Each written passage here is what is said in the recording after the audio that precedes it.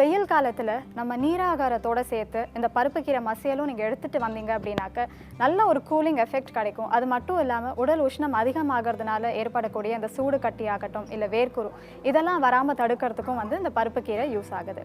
அது மட்டும் இல்லாம இதுல நார்ச்சத்தும் அதிகமா இருக்கு. ஸோ நார்ச்சத்து உங்க எல்லாருக்குமே தெரியும், டைஜஷனுக்கு இம்பார்ட்டன்ட், மலச்சிக்கல் வராம தடுக்கிறதுக்கும் அது ரொம்ப அவசியம். அண்ட் இது ரத்தத்தை சுத்தம் பண்ணக்கூடிய ஒரு வகையான கீரை. அண்ட் உங்களுக்கு இன்கேஸ் ரத்தத்தில் இருக்கிற அந்த கெட்ட கொழுப்பை கரைக்கணும் அப்படின்னா நீங்கள் இந்த பருப்பு கீரையோடு சேர்த்து பூண்டும் ஆட் பண்ணி இந்த சமையலில் யூஸ் பண்ணி அதை கன்சியூம் பண்ணீங்க அப்படின்னாக்க டெஃபினட்டாக பிளட்டில் இருக்கிற அந்த பேட் கொலஸ்ட்ரால் உங்களால் குறைக்க முடியும்.